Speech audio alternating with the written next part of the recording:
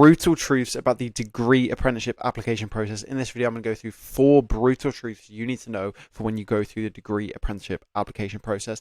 Just before I do that, let me introduce myself. My name's Owen. I help people get degree apprenticeships in the engineering, technology, and finance industries. Here's some of the people I helped last year get degree apprenticeship offers. Companies like JLR, HSBC, Rolls-Royce, Amazon, just to name a few.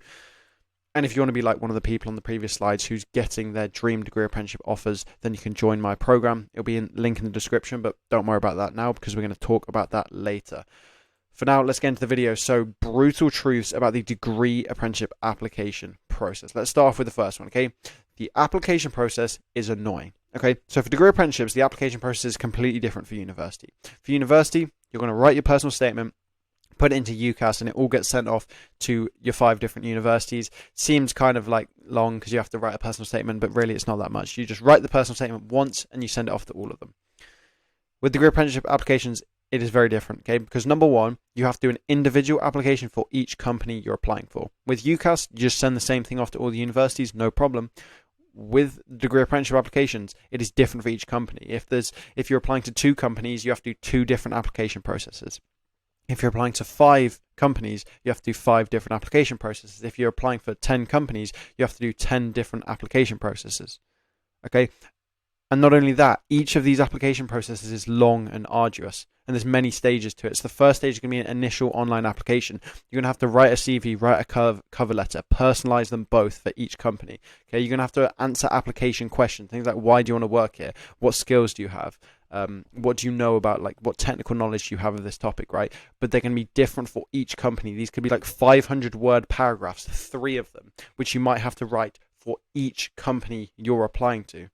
Okay? And that's just the first stage. That's the initial application. Then after that, you'll usually get sent some online testing, like some personality tests, some numerical tests, verbal reasoning tests, situational judgment tests, psychometric tests, game-based assessments, some sort of online like quiz assessment, which you have to do. And then after that, it's usually a video interview, which you're going to have to do at home.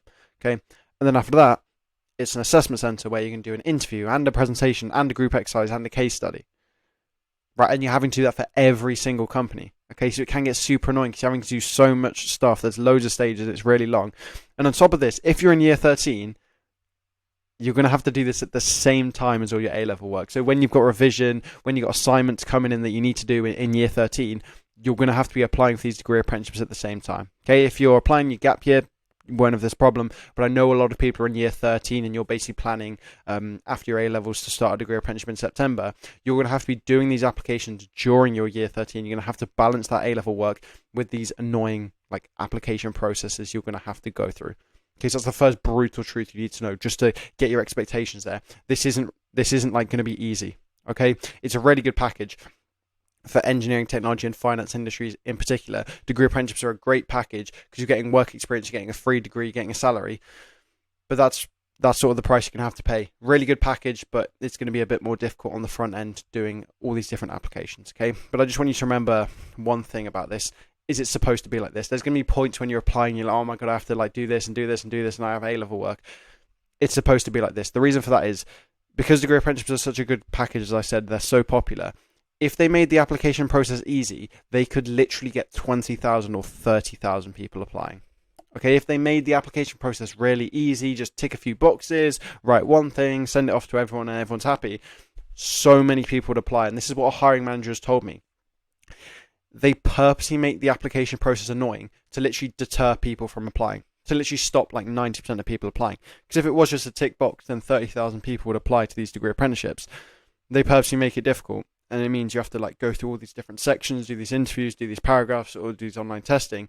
It means you only get like the hardcore people, like the top 10% people who are willing to put the effort in. It means they get less applicants. It means they have to spend like less time going through applications. It's easier for them. Okay, so if you ever just getting sort of downhearted about like how much work you're having to do with the application process, it's really annoying you. Just remember, it's supposed to be like this. They haven't like accidentally made it annoying. It's purposely annoying to sort of get rid of people. But that's like an expectation I want to set for you at the start. It's going to be quite a difficult process going through all this. It's going to be a lot of work, but you can trust me, it's worth it. Okay, degree apprenticeships are a really good package, and I've considered the better option, especially in the engineering and technology industries. Right, let's move on to the next brutal truth. Okay, and like I've called this video brutal truths for a reason. I'm just going to be completely honest, completely 100% with you. lose the ego. Okay, everyone thinks they can apply to one degree apprenticeship and get the job. They think they can, okay, I want to do a degree apprenticeship at KPMG, I want to do one at JLR, I want to do one at Amazon. They apply to that one and they think they're just going to get the job. That's it, easy, no problem. I've got a free degree, 4 years, work experience, boom. Okay? And some actually do. Okay, so some do that. Some apply to one and they get the job. They get offered the one degree apprenticeship you applied for. You hear people who say that. But there's a bit of bias there. Because the people you say that, you hear like, oh, they applied to one, therefore I can do it. No. You're hearing from the 1% of people who have done that and got away with it. Because you don't hear from the 99% of people who apply to one and don't get the job, and it means they can't do a degree apprenticeship. Okay, it's really not worth the risk. Applying to one, you don't get the offer, and then what? You can't do a degree apprenticeship because you only applied to one and you've just been rejected. It's not worth the risk, okay? There's two main reasons why you want to be applying to more than one, okay? It's number one, you probably need the practice. Like, this is where lose the ego comes in. A lot of people think they're like good enough to just go through the application process like immediately and just get a degree apprenticeship with Amazon straight away, or when we like JLR straight away. You probably need the practice, especially on things like interviews. And I don't blame you at all, because you've probably never done a proper interview before, okay? I've done mock interviews with people, and when it's their first interview, they're not very good at interviews. Okay, I've helped them. I've done like coaching with interviews, and I've got them to a point where I can get them through. I've got people JLR offers after doing mock interviews and coaching them with that. But at the very start, you need the practice. So that's when, if you start applying to more, you're going to get more practice. If you apply to 10, it means you're going to have 10 interviews. By that like 8th, 9th and 10th interviews, you're going to be a master at interviews. Whereas when you just apply to one and you've got one interview, you're going to be super nervous in that interview. You're not going to know what you're doing. You're probably not going to get through. In case you need the practice, lose the ego, go and apply to a bunch. The second one is you can just get rejected randomly. Okay, so there's things like online testing. When you're doing a personality test, they can just say they don't like your personality or something. Or you do a game-based assessment, they didn't like how you do it. Or like you did a really good application, they just rejected you randomly anyway. It's like it can happen, and all it needs to happen is that happens to the like singular one you applied to, and then you don't have a degree apprenticeship. Congratulations. Okay, this is why it's better to have a backup. How many should you apply to? I recommend 10 plus. So I applied to about 13. Doesn't mean when you apply, you have to take the job. Okay? You can apply to them, you can pull out halfway. So I applied to 13. I think about 3 of them I just pulled out the application process halfway because I already had the offers I wanted. I ended up getting 8 offers. That doesn't mean you have to work for like those. Do you know what I mean? I work for one company, right? But you want to be applying to 10 plus. Because when you're applying to 10 plus, you're getting that practice. Okay? And there's no risk of something randomly going wrong. Okay, so lose the ego and be ready to apply and put in that work. Like as I said on the previous one, the application process is annoying, it's long and arduous, it's a lot of work, but it's worth it. Okay, because it's just not worth the risk, and it's better to have a backup. Apply for 10 plus.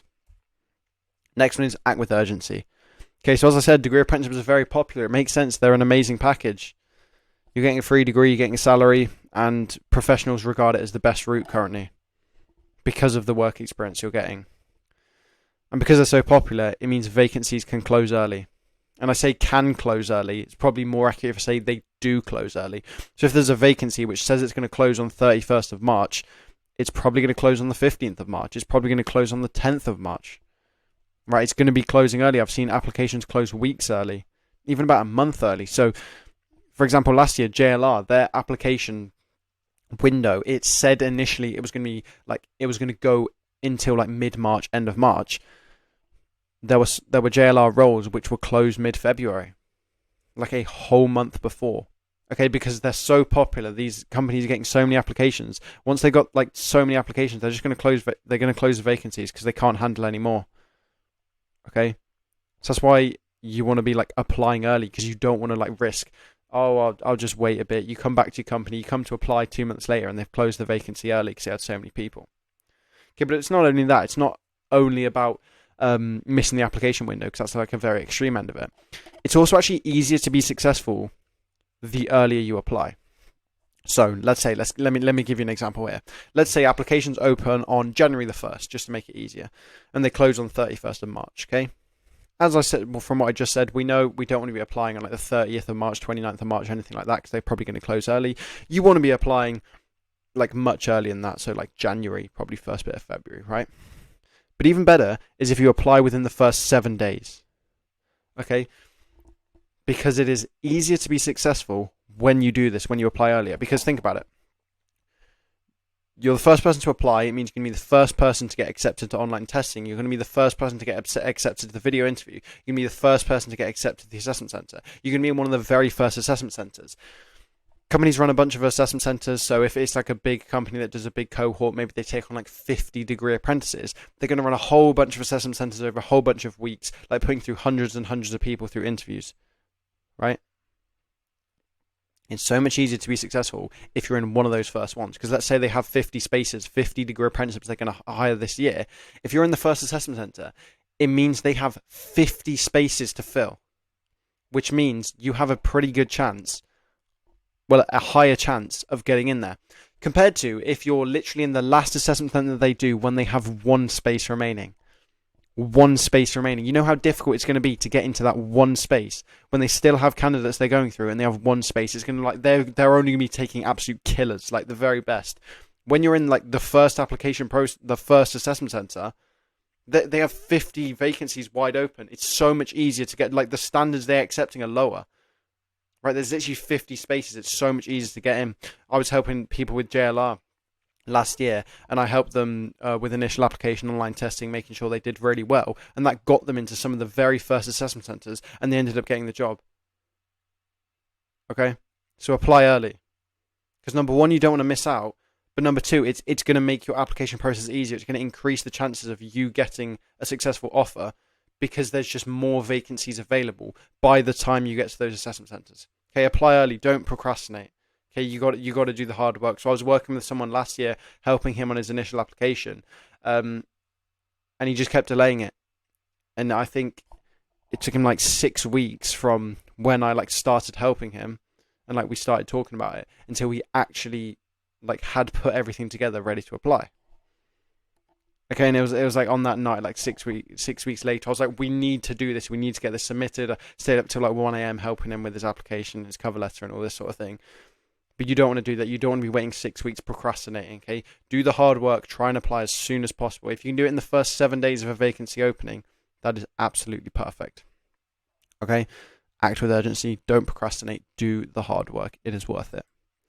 Right, let's move on to this last one. Okay, this last brutal truth. Don't be an NPC. Okay, NPC, if you don't know, it means like non-playable character. It's like a video game thing. There are two things that I see people do. I saw this last year, people making these mistakes. Number one, don't just use ChatGPT on your application. I've seen people do it just because ChatGPT is a thing now, right? So you can just go and put in, write me a CV, write me a cover letter, write me an answer to this application question, and it'll just, right? And it'll just come up for you and it'll do it. Yeah? Another one is, don't just script your interview answers. So some advice I say is prepare for the common interview questions. I've got videos where I go through common interview questions that they ask in interviews. But the problem is people just script them. They literally like write word for word and they just read them off. And they like get ready to read them off during the interview. And now the problem with these two things is it means when you get asked an unexpected interview question, you're not going to know what to do. Because you're so reliant on the script that when anything slightly differs, which it can commonly do in an interview, you don't actually know how to do interviews. You just know how to read off a script. And it means when that you get a question which wasn't scripted, you don't know what to do. You can't answer the question. You don't have a very good question. And same when you've used ChatGPT for your application.